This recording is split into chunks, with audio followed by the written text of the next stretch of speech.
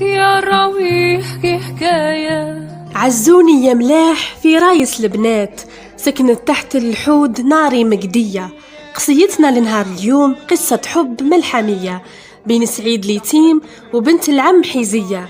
حاجتكم ما جيتكم على حيزية الهلالية بنت بسكرة بوابة الصحراء الجزائرية.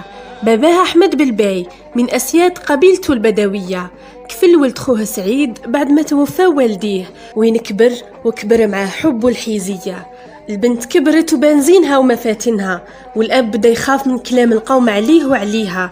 مالا طلب من سعيد ينصب خيمة بعيد على خيمتها، وكما كان الحال رجع يشوف محبوبته من البعيد ويحكيو غير بالنظرات. كان الوالد نتاعها متسلط ومنع عليها الخرجة إلا لما تروح تعمر الماء، وهي الفرصة الوحيدة اللي تسمح للفارس الفانتازي سعيد باه يحكي معاها. ورد رصاص حربي في قرطاس، سوري قياس في يدينا الحربية، خدك ورد الصباح وقرنفل الوضاح، الدمع عليه ساح وقت الصحوية، وقلبي سافر مع الضامر حيزية. حبهم الصامت طالت المدة نتاعو، وحيزية نورت ورجعت كل عذرة. خيرة شباب القبيلة يتمنوها عروسة، والوالد حلف إلا أنه يمدها الواحد من الأسياد، لكن قلبها المسكينة معلق بولد عمها، واللي يجي يقصدها ترفضه، ودخلت في حيرة وكآبة حتى الوالد نتاعها توسوس. هنا الخدام نتاعو فضح السر وقال له علت الفولة من جنبها. فهم سي أحمد بالباي الحكاية، والقبيلة كلها سمعت بالقصة. تلموا الكبار باه يشوفوا قضيتها. البعض طالبوا باه يعدموا حيزية لأنها خلفت الأعراف والتقاليد، والبعض قالوا خلي نزوجوهم، الطفلة ما دارت والو. وتزوجوا على بركة الله وضربوا البارود.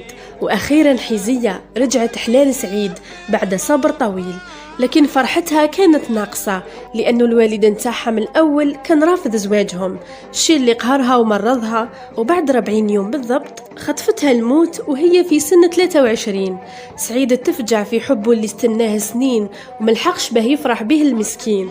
تاه في الصحراء كل مهبول عليها، ولما تلاقى بالشاعر محمد بن قيطون طلب منه يرثي محبوبته حيزية في قصايد تخلت قصة حبهم، وتناقلوا الفنانين القصيدة جيلا بعد جيل، وتوجوها بوتار والحان، وحفظوا الملحمة من النسيان.